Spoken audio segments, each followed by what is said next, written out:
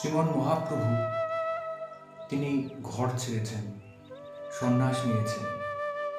তারপরে মাতৃ আজ্ঞায় তিনি বাংলা ছেড়ে গেলেন কোথায়?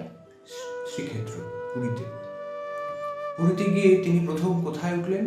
সার্বভৌম ঠাকুরের বাড়ি। সার্বভৌম ঠাকুর কে?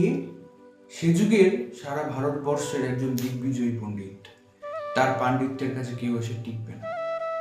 তার পাণ্ডিত্যে তিনি শ্রীমন মহাপ্রভুকে প্রথমে চিনতে পারলেন না।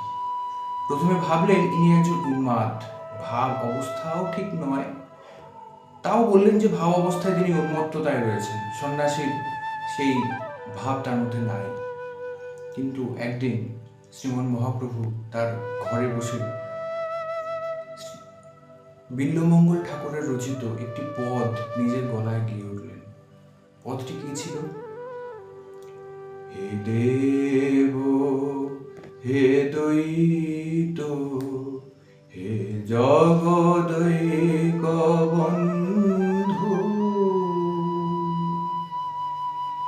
হে কৃষ্ণ, হে চপল, হে ভুবনৈক সিন্ধু, হে নাথ, হে রমণ, হে নয়নাভিরাম,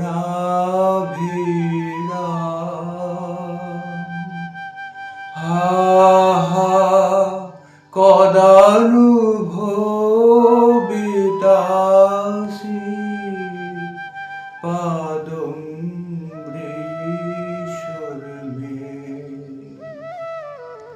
ঠিক যেন নারদীয় পুরাণের সাথে মিলিয়ে যায়।